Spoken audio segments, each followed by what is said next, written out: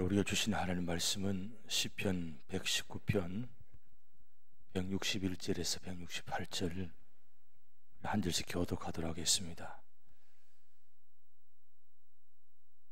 시편 119편 161절 구약성경 896면입니다. 교독하도록 하겠습니다. 고관들이 거짓으로 나를 핍박하오나 나의 마음은 주의 말씀만 경외하나이다. 사람이 많은 탈취물을 얻은 것처럼 나는 주의 말씀을 즐거워하나이다. 나는 거짓을 미워하며 싫어하고 주의 율법을 사랑하나이다. 주의 의로운 규례들로 말미암아 내가 하루 7번씩 주를 찬양하나이다. 주의 법을 사랑하는 자에게는 큰 평안이 있으니 그들에게 장애물이 없으리이다. 여호와여, 내가 주의 구원을 바라며 주의 계명들을 행하였나이다. 내 영혼이 주의 증거들을 지켜 싸우며 내가 이를 지극히 사랑하나이다. 내가 주의 법도들과 증거들을 지켜 싸우니 나의 모든 행위가 주 앞에 있음이니이다. 아멘. 사순절 기간 고난주간 특별히 새벽 기도에서 나오시면서 술 나오기 쉽지 않았는데 이렇게 많이 넣어서 감사드립니다. 사순절 기간이니까 우리 그 유명한 사순절 기도 시가 있습니다. 오늘 여러분들이 나눠드린 유인물 뒤편에 보면 사순절 기도 시에서 이혜인 수녀님이 쓴 내용입니다. 이 내용은 굉장히 많이 알려져 있고 굉장히 유명한 내용입니다. 한번 천천히 같이 한번 읽어보도록 하시겠습니다. 해마다 이맘때쯤 당신께 바치는 나의 기도가 그리 놀랍고 새로운 것이 아님을 슬퍼하지 않게 하소서. 마음의 얼음도 풀리는 봄의 강변에서 당신께 드리는 나의 편지가 또다시 부끄러운 죄의 고백서임을 슬퍼하지 않게 하소서. 살아있는 거울 앞에 서듯 당신 앞에 서면 얼룩진 얼굴에 내가 보입니다. 죄송합니다라는 나의 말도 어느새 낡은 구두 뒤축처럼 닳고 닳아 자꾸 되풀이할 염치도 없지만 아직도 이 말 없이는 당신께 나아갈 수 없음을 고백하오니 용서하소서. 주님, 여전히 믿음이 부족했고 다급할 때만 당신을 불렀음을, 여전히 게으르고 냉담했고 기분에 따라 행동했음을, 여전히 나에게 관대했고 이웃에겐 인색했음을, 여전히 불평과 편견이 심했고 쉽게 남을 판단하고 미워했음을, 여전히 참을성 없이 행동했고 절제 없이 살았음을, 여전히 말만 앞세운 이상론자였고 겉과 속이 다른 위선자였음을 용서하소서. 주님, 옷을 찢지 말고 마음을 찢으라 하셨습니다. 이 40일만이라도 거울 속에 나를 깊이 성찰하며 깨어사는 수련생이 되게 하소서. 이 40일만이라도 나의 뜻에 눈을 감고 당신 뜻에 눈을 뜨게 하소서. 때가 되면 황홀한 물을 여는 꽃 한 송이에 준비된 침묵을 빛의 길로 가기 위한 어둠의 터널을 기억하고 싶습니다. 내 잘못을 뉘우치는 겸한 슬픔으로 더 큰 기쁨의 부활을 약속하는 은총의 때가 되게 하소서.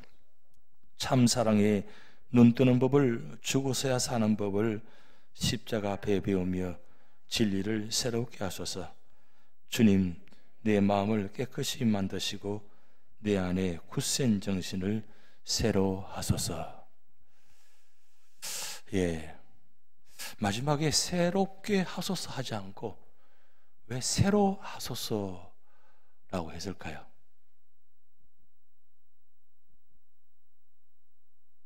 금방 읽으셨기 때문에 어떤 감동이 있는지 모르겠습니다만은, 새로 하소서하고 새롭게 하소서는 차이가 있습니다.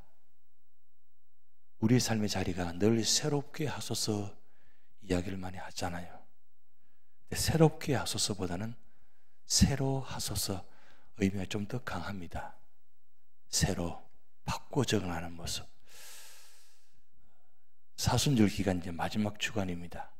이 마지막 주간에 우리 삶의 지난날의 모습 되돌아보면 여기 시 내용처럼 여전히 그런 모습들을 아직도 갖고 있는 나의 모습, 내 삶의 모습, 내 삶의 자리가 많이 있다는 겁니다. 근데 언제까지 이런 과거의 모습을 아직도 붙잡고 쥐고 있고 그걸 넋두리처럼 그리고 모든 삶의 자리마다 내어놓는다면 얼마나 많이 힘들겠습니까? 나도 힘들고 같이 있는 사람도 힘들 것입니다. 그런데 이 여전히가 새로 바뀌어서 과거의 모습은 없어지고 새로운 모습으로 바뀌어서 그 자리가 믿음의 자리가 되고 말씀의 자리가 되고 그리고 평화의 자리가 되고 그리고 축복의 자리가 된다면 얼마나 좋을까요? 그래서 사순절은 매년마다 한 번씩 있습니다. 이 매년마다 한 번씩 있는 시간 그저 덤덤히 그렇게 지나가기보다는 그래도 이 사순절이 있기에 우리 모두가 신앙의 그리고 십자가의 말씀에 예수님께 좀 더 집중할 수 있는 시간입니다. 그렇게라도 해야만 우리 삶이 성화되어져 갑니다. 우리는 주님 부르신 오시는 그날까지 우리는 성화되어 가야 됩니다. 매일매일 성화의 모습으로 나아가야 됩니다. 악한 자의 모습이 아니라 과거의 모습이 아니라 이제는 말하는 것이나 생각하는 것이나 그리고 행동하는 모습 손짓 하나도 눈짓 하나도 조금 좀 따뜻하게 좀 주님처럼 그렇게 할 수 있으면 참 좋겠습니다. 그래야만 그게 예수 믿는 사람의 모습이고 예수 믿는 사람답게 사는 것이고 예수 믿는 사람으로서 살아가는 축복의 길입니다. 주님께서는 그걸 지금도 원하실 줄 믿습니다. 오늘 이 사순절 기도시가 여러분에게 한번 의미 있는 시간이 되셨으면 좋겠고 또 오늘 우리 삶의 자리가 다시 한번 나의 삶을 나의 신앙을 한번 되돌아보면서 과연 이 모습 이대로 주님 부르신다면 나는 그는 기쁘게 갈 수 있는가 그런 모습을 한번 생각해 보는 이 고난주간 사순절 기간 되시기 바랍니다. 오늘 시편 119편 161절에서 168절은 21번째 내용입니다. 21번째 내용인데 이 21번째 내용 이제 다음 주면은 이제 22번째 끝납니다. 119편이 참 긴 시간 동안 연결되어 왔습니다. 그런데 우리가 20번 이제 21번째까지 되어 왔는데 한번 어떻습니까? 말씀이 가만히 소중하고 말씀이 나의 삶을 변화시키고 말씀이 나를 인도하는 그리고 말씀이 참 소중하다. 말씀만이 나의 삶을 축복한다. 그 말씀을 깨닫고 있는지는 모르겠습니다만은 그래도 시편 기자가 이 119편을 길게 기록해서 오늘 우리에게 들려주신 이유가 무엇이겠습니까? 그건 말씀이 그만큼 소중하다는 것입니다. 그러기에 오늘 제목이 하나님 말씀은 평강을 불어넣는다 그랬어요. 하나님 말씀이 우리에게 속이 임하게 되면 우리가 어떻게 바뀌어져 나가는지 어떤 역사가 이루어져 나가는지를 오늘 시편 119편 21번째 내용입니다. 그런데 오늘 여러분 요한복음 1장 14절 말씀에 말씀이 우리 안에 거하시면 어떤 역사가 나타나는지를 말씀하고 있습니다. 우리가 그의 영광을 보니 아버지의 독생자의 영광이요 그리고 은혜와 진리가 충만하더라. 말씀이 우리 안에 거하시면 말씀이 우리 안에서 역사하시면 첫째 어떤 현상이 나타나냐면 아버지 독생자의 영광이 나타난다고 했습니다. 이 독생자의 영광이 나타난다는 것은 우리 삶의 자리에 주님이 나타난다는 뜻이에요. 주님께서 우리 삶의 자리에 보여진다는 겁니다. 여러분 삶의 모습을 통해서 내가 말씀을 삶의 자리에다 묵상하고 그 말씀을 지키고 노력하면 그 삶의 자리에 누가 나타나느냐? 내가 나타나는 게 아니고 주님이 나타나요. 그 주님이 나타나면서 그 모습이 아주 다르게 보이죠. 빛이 나고 아름다워지고 그리고 품위가 있어지고 성품이 좋아지고 이 모습이 완전히 달라져요. 그게 바로 영광스러운 모습입니다. 여러분, 모세가 시내산에 8번 올라갔다 내렸다 했습니다. 2000m가 넘는 그 산을 8번이나 올라갔다 내려왔어요. 대단하지 않습니까? 그런데 모세가 시내산에 올라갔다가 내려올 때 그 모습이 어떤 모습이었냐? 빛이 났다 그랬어요. 너무나 놀라운 모습이, 얼굴 모습이 나타났다는 거예요. 그래서 모든 사람들이 그 모습을 보면서 눈이 부셔서 보지 못할 정도로 그렇게 빛이 났다 그랬어요. 그게 바로 영광스러운 모습입니다. 하나님께서 우리와 만나주시고 우리가 하나님을 가까이 하게 되면 우리 삶의 자리에 우리 모습이 달라져요. 말하는 것이나 행동하는 모습, 아니 가만히 있기만 해도 얼굴에 빛이 나요. 조명이 없어도 빛이 나요. 뭔가 밝아요. 어둠이 없고 굉장히 밝고 은혜스러워요. 그래서 세상 사람은 궁금합니다. 아니 어떻게 저런 모습이 나타나지? 어떻게 저런 모습이 될 수 있지? 궁금한 거예요. 그래서 세상 사람들이 예수 믿는 사람 보고 궁금해야 돼요. 안 봐도 다 알아. 안 봐도 다 알면 안 돼요. 물론 그걸 비밀스러운 건 아니에요. 그런데 뭔가 비밀스러운데 신비한 거예요. 비밀스럽다고 신비하고는 좀 틀립니다. 비밀은 뭔가 감춰져 있는 거예요. 그런데 분명한 사실은 분명히 겉으로 봤을 때는 뭐 가지지 않은 것처럼 아무것도 없는 것 같은데 그 나타나는 모습이 신비스러운 거예요. 이게 바로 독생자의 영광이여 은혜와 진리가 충만하더라. 이게 말씀의 역사입니다. 그 주님께서 우리에게 오셔서 제일 하신 말씀이 이 말씀이에요. 요한복음 14장 27절 말씀 우리 다 같이 한번 읽어봅니다.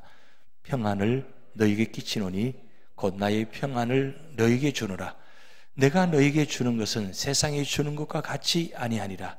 너희는 마음에 근심하지도 말고 두려워하지도 말라. 여러분, 예수님께서 하신 말씀입니다. 평안을 너에게 끼치오느니 곧 나의 평안을 너에게 주노라. 근데 이 평안은 세상이 주는 평안이 아니에요. 세상이 주는 평안은 좀 넉넉하고 좀 자유롭고 좀 있으니까 뭔가 여유가 있다. 그걸 어떻게 보면 평안하다라고 할 수 있지만 주님께서 말씀하시는 평안은 그런 차원의 평안이 아니에요. 근심, 걱정, 염려 다 내려놓게 되고 주님 안에, 주님 말씀 안에서 주님과 함께 거할 때 그 나타나는 모습이 다른 사람 보여질 때 평안해지는 거예요. 여러분, 예수 믿고 구원받고 난 후에 우리 삶의 자리에 언제 우리가 마음이 평안해질 때입니까? 말씀의 자리, 예배 자리에 있을 때입니다. 그 예배 자리에 있는데 아직도 불편한 모습이 있고 기도하는데도 뭔가 불편함이 있고 신앙생활 하는데 교회 오면 뭔가 불편함이 있다면 이게 문제가 있는 거예요. 교회 오면 그저 십자가만 바라보아도 저 성전문만 열어도 마음이 평안해야 됩니다. 왜냐하면 나의 본향집에 왔기 때문에, 내 고향집에 내가 본래 거처할 곳을 왔기 때문입니다. 여러분, 여행 떠나보신 분들은 아시잖아요. 처음 여행 떠날 때는 굉장히 기대가 되어집니다. 왜냐하면 좋은 곳에 가니까. 그런데 하루 이틀 지나 보니까 그렇게 화려하고 그렇게 좋아 보이는 여행지도 뭔가 불편합니다. 그래서 빨리 집에 가고 싶어요. 단칸방 집인데도 그저 그렇게 화려한 집도 아닌데 빨리 집에 가고 싶어요. 그리고 집에 가면 너무 편안해요. 그게 바로 예수 믿는 사람은 교회 안에 들어오면 편안해져야 돼요. 그러면 어떻게 해야 편안해지냐겠죠. 하나님과 나와의 관계 속에서 막힌 담이 없어야 돼요. 그리고 성도와 성도 간에 막힌 담이 없어야 돼요. 하나님과 나와의 관계는 막힌 담이 없는 것 같은데 나와 성도의 관계는 뭔가 막힌 담이 있어요. 그래서 불편해요. 저 성전 문을 열고 들어오기가 불편한 거예요. 그럼 어떻게 해야 돼요? 성전 안에 들어와서 풀어놓는 것이 아니라 성전 문을 열기 전에 다 내려놓아야 돼요. 그래서 구약의 제사는 번제단을 통과합니다. 번제단을 통과해서 태우고 그 다음 물두멍에 손을 다 씻고 그러고 난 다음에 성소에 들어갔어요. 제가 한번 그런 생각했습니다. 저 앞에다가 번제단 하나 만들어 놓고 물두멍을 하나 만들까? 근데 왜 안 만들었냐? 이미 구약이 다 끝났기 때문에 다시 만들어 놓으면 또 구약을 되돌아가잖아요. 그렇게 만들지 않습니다만은 그런 의미를 가져야 된다는 거죠. 구약의 율법을 하나님께서 폐하신 것이 아니라 완성하셨다 그랬어요. 그러니까 우리 성전을 뜰을 밟을 때부터 뭐요? 내가 동물을 잡아와서 그 동물에다가 죄를 전가시켜서 동물을 다 각을 떠서 잡아요. 무슨 뜻입니까? 이미 성전 뜰에 밟는 순간 내 모든 막힌 죄의 문제를 뭐요? 다 각을 떠서 다 잘라야 돼요. 그리고 거기다가 죄의 전가를 시켜서 안수 기도해야 돼요. 그러고 난 다음에 번제단에 태워야 돼요. 태우고 그 다음 뭐예요? 손을 깨끗이 씻고 저 성전 문을 딱 들어오면 그렇게 편안한 거예요. 왜? 다 죄의 문제가 다 해결되기 때문에. 그게 바로 구약의 율법의 마음이고 신약의 마음입니다. 오늘 주님께서 평안을 너에게 준다고 말씀하셨는데 교회는 저주를 주는 것이 아니고 평안을 주는 것입니다. 근데 그 평안이 뭐냐? 바로 말씀입니다. 예수님께서 부활하신 후에 두려워 떠는 제자들에게 문을 열지도 않고 그냥 시공간을 초월해서 그 안에 들어가셨어요. 그러면서 제일 먼저 하신 말씀이 에이르네 하셨어요. 네게 평안할지어다. 이보다 더 좋은 말씀이 어디 있어요? 이보다 더 축복된 말씀이 어디 있어요? 우리가 지금 뭘 바라고 있는 겁니까? 최대 소원이 뭡니까? 돈이 많이 있는 거예요? 물질이 많이 있는 거예요? 좀 더 많이 가지는 거예요? 여러분 가지면 가질수록 불안합니다. 어떤 분은 그래요. 한번 가져봤으면 좋겠다. 한번 만져봤으면 좋겠다. 그런 마음이 있죠. 그런데 실제로 만약에 여러분이 그게 여러분에게 받아졌다면 그 얼마나 불안하겠어요. 은행에 넣자니 불안하고 집에 넣자니 누가 들어올 것 같고 그래서 안에 호주머니 넣고 다녀요. 호주머니 넣고 다니면 어떻게 돼요? 내 목숨이 위험해요. 어디에 안전한 곳이 없어요. 그래서 흥금해요. 그럼 제일 안전해요. 할렐루야. 그러니까 성경 말씀에 기록되어 있잖아요. 천국 곳간에 쌓아두라고. 제가 흥금을 강조하려는 건 아닙니다. 중요한 건 내가 가지고 있는 가지고는 평안할 수가 없다는 겁니다. 이 평안은 선물입니다. 하나님의 선물이에요.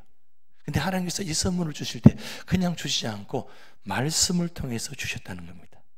그래서 오늘 시편 기자는 하나님 말씀을 통해서 평강을 막 풀어넣어 주셨다. 이렇게 고백하고 있어요. 평강을 하나님께서 말씀을 통해서 불어넣어 주셨다. 그러게 말씀을 읽는 자리가, 말씀의 자리가 나에게는 평안의 자리가 되는 거예요. 조는 자리가 아니고 평안의 자리가 되는 겁니다. 물론 우리 시편 말씀 보면 사랑하는 자에게 잠을 주시는도다. 뭐 그 말씀도 있지만 사실은 그 사랑하는 자에게 잠을 주시다는 그 뜻은 그런 뜻이 아닙니다. 그 뜻은 사랑하는 자에게 내가 잠을 자고 있는 가운데도 하나님께서는 일하고 계신다. 그게 원어의 뜻이에요. 그러니까 하나님께서 일하고 계시니까 내가 마음이 편안하잖아요. 염려가 없잖아요. 두려워하지 않잖아요. 그러니까 잠을 자는 것처럼 그렇게 편안하게 축복을 주신다는 말씀이에요. 오늘 시편 161절에 이렇게 말씀합니다. 고관들이 거짓으로 나를 핍박하거나 나의 마음은 주의 말씀만 경외하나이다. 어떤 고난이 있는지는 핍박받는지는 정확히 기록되지 않습니다. 그러나 이 시편 기자가 지금 고관들을 통해서 거짓으로 나를 핍박을 당하고 있습니다. 아니 나는 그런 죄도 짓지 않았는데, 그런 잘못도 없는데 사람들이 나에게 죄를 덮으셔가지고, 다른 사람이 죄를 지었는데 그 죄를 나에게 덮으셔가지고 나를 핍박하는 거예요. 근데 그런 가운데도 시편 기자는 나는 주의 말씀만 경외하나이다. 누가 뭐라 해도 나는 말씀의 자리에 있겠다. 그런 말씀이에요. 여러분 디모데후서 3장 12절 말씀에 무릇 그리스도 예수 안에서 경건하게 살고자 하는 자는 박해를 받으리라. 여러분 믿음으로 사는 자는 항상 박해가 있습니다. 그럼 내가 지금 이제 박해가 없다면 내가 믿음으로 사는가요? 내가 믿음으로 사는 것 같은데 누구한테 나를 박해하는 사람이 아무도 없어요. 그럼 어떻게 돼요? 그럼 잘못된 거예요? 아닙니다. 그건 축복입니다. 누가 나에게 주변에서 내가 예수 믿는데 핍박하는 사람이 없다면 그 하나님께서 주변에 상황을 정리해 주셔서 하나님 잘 믿을 수 있도록 축복해 주시는 겁니다.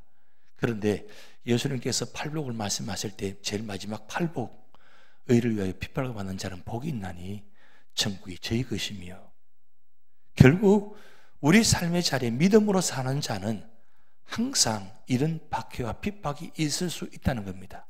여러분 세상에서 정직하게 살아간다는 것, 그리고 사업장에서 정직하게 사업한다는 것 쉬운 일이 아닙니다. 그래서 어떤 면에서는 핍박이라는 것은 내가 삶의 자리에 내가 믿음으로 살아가고자 하는 몸부림이 어떻게 보면 핍박일 수 있습니다. 주변 나에게 핍박을 하지 않다 할지라도 내가 믿음으로 정직하게 신실하게 살아가는 그 자체가 이 세상 속에서는 힘들다는 겁니다. 그만큼 세상은 그렇게 놓아두지 않습니다. 그런데 오늘 시편 기자는 그런 가운데도 나는 주님 말씀만 경외하겠습니다. 이게 중요한 신앙 고백이라는 겁니다. 그래서 우리는 삶의 자리마다 어떤 삶의 자리가 있다 할지라도 우리는 항상 주님만 바라보며 말씀만 바라보며 경외하는 신앙이 되셔야 됩니다. 그래 되면 오늘 시편 162절에 사람이 많은 탈취물을 얻은 것처럼 나는 주의 말씀을 즐거워하나이다. 여기 탈취물을 많이 얻었다는 말은 구닥시대에 전쟁을 치르면 탈취물을 많이 얻게 됩니다. 그 내용을 지금 말씀하고 있는 겁니다. 전쟁의 승리자에게 주어지는 축복입니다. 그래서 전쟁에 돌아올 때는 이 탈취물들을 많이 가지고 와서 다 분배합니다. 분배함으로 통해서 전쟁에 참여하는 자나 전쟁에 참여하지 않은 모든 자가 함께 기쁨을 누립니다. 그게 하나의 중요한 축복의 근원이기 때문에. 그런데 보세요. 나는 주의 말씀을 즐거워하나이다. 그것처럼 뭔가 뜻밖의 어떤 삶의 자리에 내가 믿음을 지켰는데 그것을 통해서 하나님께서 보상해 주셨다는 거예요. 그 보상으로 인해서 내게 주어진 은혜가 크다는 겁니다. 여러분 우리 신앙생활을 열심히 하다 보면 주어진 은혜가 있습니다. 축복이 있습니다. 그럴 때 내 마음이 즐거워지는 거예요. 내 마음에 기쁨이 있는 거예요. 그래서 예수 믿는 것이 얼마나 좋은지 몰라요. 예수 믿는 것이 행복합니다. 예수 믿는 것이 기쁩니다. 그냥 마지 못해서 억지로 꾸역꾸역 다니는 것이 아니고 그냥 기다려지는 거예요. 새벽 시간이, 예배 시간이, 기도 시간이, 찬송 부르는 시간이 기다려지는 거예요. 그 시간이 기다려지는 것이 즐거운 거예요. 그것만 생각해도 즐거워요. 시편 16편 6절 말씀에 이렇게 기록되어 있습니다. 내게 줄로 지어준 구역은 아름다운 곳에 있으며 나의 기업이 실로 아름답도다. 우리가 줄로 지어준 구역은 하나님께서 보호하시고 축복하신 자리입니다. 그 자리가 바로 아름답다라고 했어요. 아름답다. 이 아름답다는 말은 다른 말로 행복하다 합니다. 저는 그래서 세 가지 주제를 가지고 늘 말씀하고 있잖아요. 하나님 기뻐하시는 교회, 그리고 예수님 안에서 행복한 교회, 그리고 성령님의 역사로 세상을 변화시키는 교회. 이 세 가지가 제 목회 모토입니다. 기쁨이 있어야 돼요. 그리고 행복해야 돼요. 그리고 세상에 나가서 복음을 전해야 돼요. 그런데 예수 믿는 것이, 하나님 믿는 것이 기쁨이 없어요. 행복함이 없어요. 이게 얼마나 슬픈 일이에요. 그런데 이 말씀 안에 있게 되니까 이게 얼마나 기쁜지 몰라요. 그래서 내 교회를 바라보니까 너무너무 교회가 아름다워요. 곳곳에 보니까 다 아름답게 모습이 되어 있어요. 너무나 아름다워요, 교회가. 그리고 그 아름다운 곳 안에 있는 성도들이 아름다워요. 보기 좋아요. 그게 바로 시편 기자의 마음입니다. 그리고 하나님께서 우리에게 줄로 딱 지어주어서 이 구역 안에는 아름답다 그랬어요. 아름답게 여러분에게 선물을 주신 겁니다. 아름다운 곳에 지금 계십니다. 그리고 행복한 자리에 계십니다. 그걸 누릴 수 있고 그 다음에 함께 할 수 있어야 돼요. 시편 기자는 핍박 가운데 있지만 그저 말씀 하나, 이것만 한 가지도 가지고도 즐거워한다 그랬어요. 말씀만 있어도 즐거워요. 다 세상 고통, 염려 다 있다 할지라도 내 이 말씀만 붙들고 있어도 나가 즐겁다. 그게 그런 마음이 되어야 되는 거죠. 그래서 시편 기자는 163절에 나는 거짓을 미워하며 싫어하고 주의 율법을 사랑하나이다. 거짓을 미워하고 싫어한다는 것은 역설적으로 이야기하면 내가 거짓을 미워하려면, 싫어하려면 어떻게 되느냐? 내가 말씀의 자리에 계셔야 돼요. 하나님 말씀을 사랑하면 자연적 거짓은 미워하게 되고 싫어하게 됩니다. 근데 하나님 말씀을 사랑하지 않고 말씀의 자리에 있지 않으면 언제나 내 삶의 자리가 거짓의 자리예요. 미워하는 자리, 싫어하는 자리가 될 수밖에 없다는 사실이에요. 할 수만 있으면 미워하는 것이 아니라 할 수만 있으면 사랑하는 거예요. 그게 어디로 출발되느냐? 말씀으로 출발된다는 거예요. 만약에 시편 기자에게 이 말씀이 없었다면 벌써 다 무너졌을 것입니다. 그런데 이 말씀이 있으니까, 이 말씀 때문에 자기가 세워져 있고, 이 말씀으로 인해서 살아갈 이유가 있고, 이 말씀 때문에 살아갈 소망이 있는 거예요. 그래서 말씀 이거 하나만 가지고도 넉넉함이 있습니다. 축복이 있습니다. 소망이 있습니다. 이게 바로 배우는 자의 축복된 모습이에요. 그래서 로마서 6장 1절 2절 말씀에 이렇게 말씀되어 있습니다. 그런즉 우리가 무슨 말을 하리요? 은혜를 더하게 하려고 죄에 거하겠느냐? 그럴 수 없느니라. 죄에 대하여 죽은 우리가 어찌 그 가운데 더 살리요? 여러분, 죄는 어떨 때 죄가 나타난 겁니까? 하늘 멀리하게 되면 우리는 죄가 나타나게 됩니다. 우리 속에 죄성이 가득 차 있기 때문에 예수 믿고 구원받은 후에 이 죄성이 다 사라지면 좋겠는데 여전히 우리 속에 죄성을 갖고 있어요. 그래서 틈만 나면, 여러분 어디 놀이터에 가면 이 두더지 있잖아요. 때려보셨나요? 그 때리면 때릴수록 더 튀어나와요. 그것처럼 이 죄는 말이에요, 언제 어느 순간에 불쑥불쑥 튀어나올지 몰라요. 그래서 우리는 어떻게 해야 돼요? 말씀을 방망이를 가지고 그 죄를 때려야 돼요. 말씀의 방망이로 이 죄를 두려워서 들어가게 만들어야 돼요. 왜냐하면 그 죄에 갈 수 없습니다. 다시는 그 죄를 지어서는 안 되기 때문입니다. 율법을 알기 전에는, 예수 믿기 전에는 그 죄를 죄인 줄 몰랐다는 거예요. 근데 예수 믿고 난 후에 말씀을 통해서 그 모든 것이 죄라는 것을 깨달았어요. 그러면 다시는 돌아갈 수가 없는 거예요. 여러분, 죄의 자리가 불편해야 됩니다. 죄의 자리가 너무나 즐거워요. 너무너무 좋아. 너무너무 좋아 보이면 안 되는 거예요. 그런데 그냥 생각도 안 나야 돼요. 기억도 안 나야 돼요.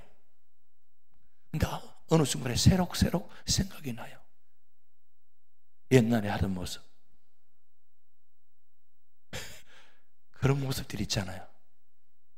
그래서 오늘 시편 기자는 다시는 돌아갈 수 없다는 것을 고백하기 때문에 그래서 164절에 이렇게 말씀합니다. 주의 의로운 규례들을 말미암아 내가 하루 7번씩 주를 찬양하나이다. 시편 기자가 대단한 고백입니다. 성경에서 이렇게 내가 하루에 7번씩 주를 찬양하겠다 하는 고백은 여기밖에 없어요. 이 시편 기자가 얼마나 주님을 찬양했으면 그렇게 7번이라고 이렇게 했을까요? 7이라는 숫자는 완전한 숫자예요. 한마디로 말씀드리면 7번만 찬양하는 것이 아니라 하루 종일 내내 그 찬양이 끊이지 않았다는 거예요. 입술에서 끊이지 않았어요. 그저 다녀도 뭘 해도 이 입술에서 찬양이 나와요. 뭘 하면 유행가 가사가 나오는 게 아니고 입만 열면 뭐요? 그저 찬양 가사가 나와요. 나도 모르게. 그러면 된 거예요, 그게. 오늘 시편 기자가 지금 그렇습니다. 주의 의로운 규례들로 말미암아 내가 하루 7번씩 주를 찬양하나이다. 여러분의 삶의 자리가 이렇게 될 줄 믿습니다. 입만 열면 주님 찬양합시다. 찬양이 끊이지 않는 거예요. 그 찬양이 왜 좋냐? 찬양하면 우리 가슴을 시원케 하세요. 그래서 어려움을 당할 때, 힘들다 당할 때, 기도가 되지 않을 때, 말씀 보기 힘드실 때 먼저 찬양부터 하시기 바랍니다. 그래서 항상 순서는 찬양과 그 다음 말씀과 그 다음 기도가 되어져야 돼요. 근데 기도부터 먼저 하면 내 근심, 걱정, 영역부터 토합니다. 근데 찬양부터 시작하고 말씀을 통과하면 내 기도 제목이 바뀌어져요. 내 기도 제목 가지고 나의 문제에 초점을 가지고 나왔는데 찬양 드리고 말씀을 통과하다 보면 이 초점이 어디로 갔냐? 하나님께로 초점이 가요. 그게 바로 주기도문 내용입니다.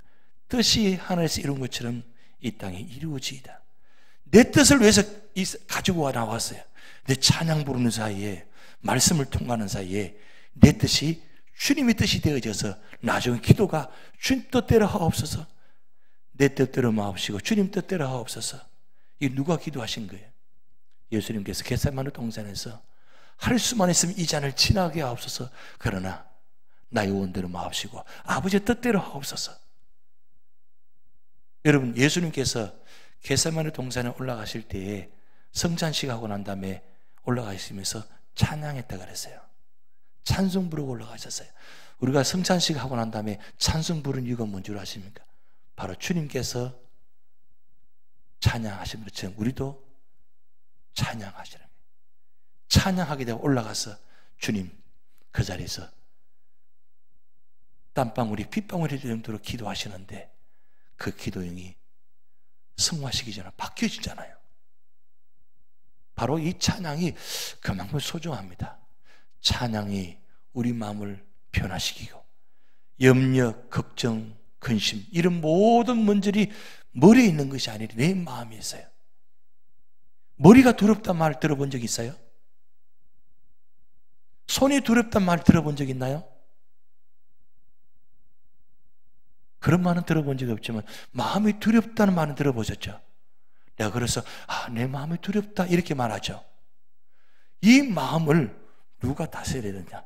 성령께서 다스려야 돼요. 성령께서 말씀을 통해서 나를 변화시켜 주셔야 돼요. 그래서 오늘 시편 기자는 그 두려움 가운데서 주님의 의로운 규례들로 말미암아 7번씩 주를 찬양한다 그랬어요. 그래서 시편 71편 8절 14절 말씀 보면 주를 찬송함과 주께 영광 돌림이 종일토록 내 입에 가득하리이다. 그리고 14절 나는 항상 소망을 품고 주를 더욱더욱 찬송하리이다. 종일토록 내 입에 가득하리이다. 왜요? 염려를 없애기 위해서요? 두려움을 없애기 위해서요? 아닙니다. 그런 초보적인 신앙이에요. 이제 성숙된 신앙인은 염려 때문에 걱정 근심 때문에 찬양하는 것이 아니고 하나님께서 기뻐하시니까 찬양하시는 거예요. 찬양. 여러분, 이 찬양은 어디 읽는 줄로 아십니까? 요한계시록 4장 8절 말씀 보면 우리 같이 한번 읽어봅니다. 요한계시록 4장 8절. 네 생물은 각각 6날개를 가졌고 그 안과 주위에는 눈들이 가득하더라. 그들이 밤낮 쉬지 않고 이르기를 거룩하다 거룩하다 주 하나님 곧 전능하신 이여 전에도 계시고 장차 오실 이시라. 천국에는 밤낮 쉬지 않고 거룩하다 거룩하다 찬양만 있다는 거예요. 찬양만. 천국에는 말씀도 없습니다. 거기는 뭐요? 말씀 대신 하나님 계시잖아요. 말씀 대신 하나님 계시니까 우리는 할 일 가서 이제 천국에는 끊임없이 밤낮 쉬지 않고 찬양만 하는 거예요. 여러분 그런 생각 드신 적이 있죠? 한번 실컷 찬양해 봤으면 좋겠다.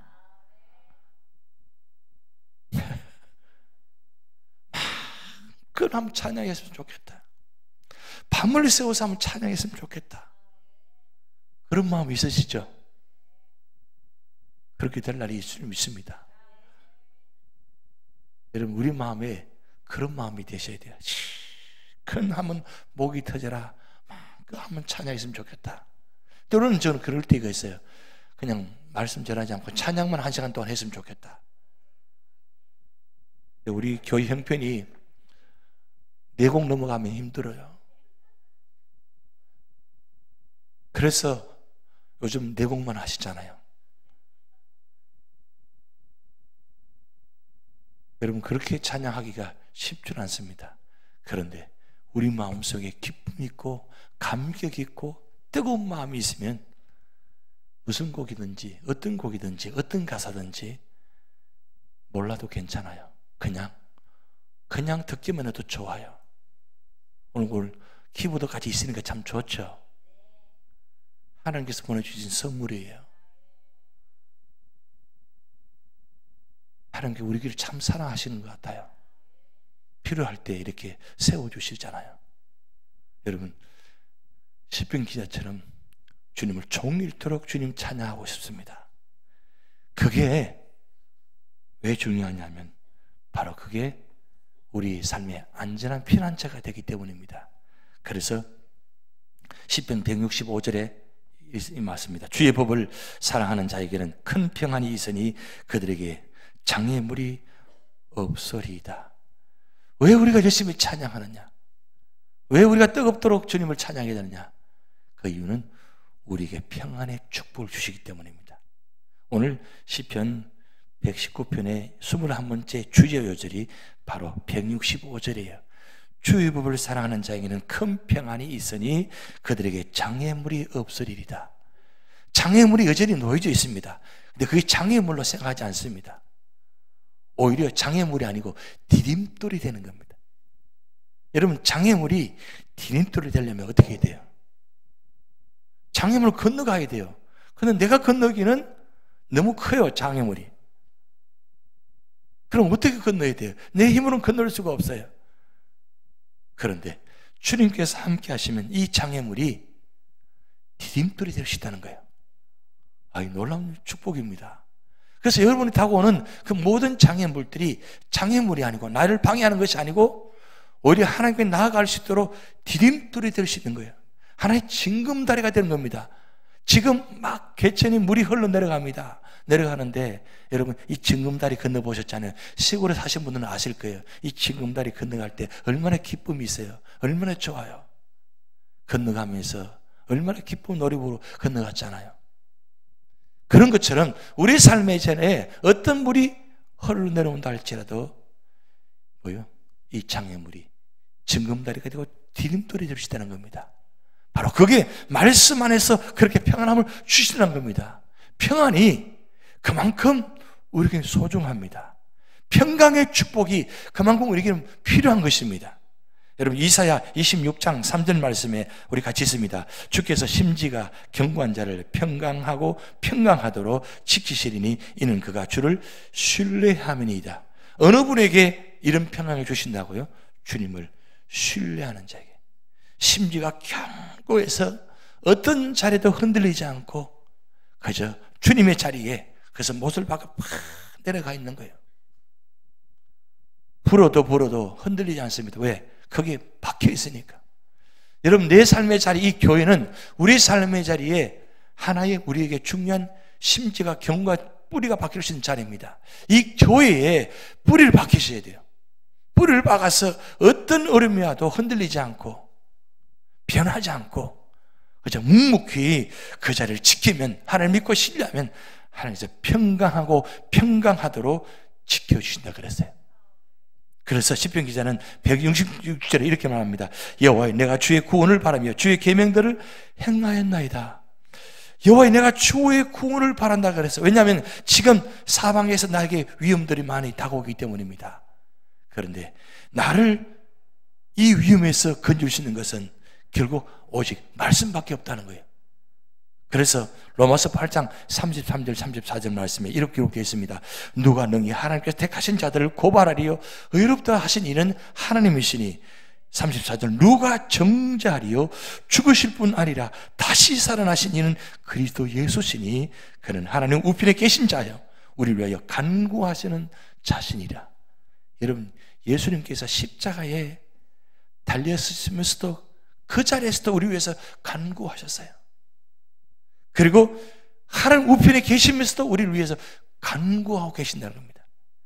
그러기에 로마서 8장 24절, 25절, 26절 말씀 보면 성령께서 탄식하시면서 우리가 빌바를 알지 못하는 가운데 나를 대신해서 주님께 중보 기도하고 계신다는 것. 그러기에 우리는 언제나 이 구원의 믿음의 자리, 말씀의 자리에 계셔야 된다는 거예요. 내가 말씀의 자리에 있으면 성령께서 우리 삶의 자리를 아시고 주님께 중보 기도해 주시는 겁니다. 그게 얼마나 큰 축복이에요. 그래서 시편 기자는 마지막 167절, 168절 이렇게 기록합니다. 내 영혼이 주의 증거들을 지켜싸우니 내가 이를 지극히 사랑하나이다. 내가 주의 법도들과 증거들을 지켜싸우니 나의 모든 행위가 주 앞에 있음이니이다. 여러분, 지켰다는 거 여러분 반복해서 기록하고 있습니다.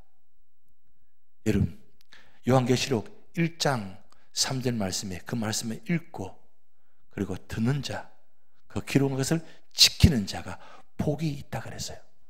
우리는 이제 우리 할 일은 뭐냐? 우리는 읽었어요. 들었어요. 이제 할 일은 지키는 겁니다. 지킨다는 것은 삶의 자리에 적용한다는 뜻입니다. 그 말씀을 실천한다는 뜻이에요. 그 말씀대로 살아간다는 뜻이에요. 그럴 때에 그게 바로 진짜 사랑하는 자라는 거예요. 주님을 사랑합니까? 주님을 사랑한다면 요한복음 14장 15절 말씀에 네가 나를 사랑하면 나의 계명을 지키리라. 저분 정말 하나님을 사랑하는 자라. 저분은 정말 하나님을 사랑합니다. 뭘 보고요? 말씀을 지키는 거 보고 그 말씀도 행하는 거 보고 아, 저분은 정말 주님을 사랑하는 분이다. 여러분, 예수님께서 요한복음 13장 1절에 이렇게 말씀 기록해 놓았어요. 같이 한번 읽어봅니다. 요한복음 13장 1절. 6월절 전에 예수께서 자기가 세상을 떠나 아버지께로 돌아가실 때에 이런 줄 아시고 세상에 있는 자기 사람들을 사랑하시되 끝까지 사랑하시느니라. 여기 세상에 있는 자기 사람들을 사랑하시되 끝까지 사랑하시느니라. 주님은 끝까지 사랑하셨습니다. 왜 그렇게 하셨습니까? 바로 말씀을 지키는 자이기 때문입니다. 예수님은 끝까지 말씀을 지킨 분이었습니다. 그 말씀을 지키려고 피를 흘리셨습니다. 죽기까지 하셨습니다. 그 말씀을 지키시려고. 오늘 우리 삶의 자리가 주님처럼 그런 말씀을 지킬 때에 우리에게 놀라운 구원의 축복이 주어집니다. 이 은혜가 시편 기자처럼 여러분에게도 나타날 줄 믿습니다.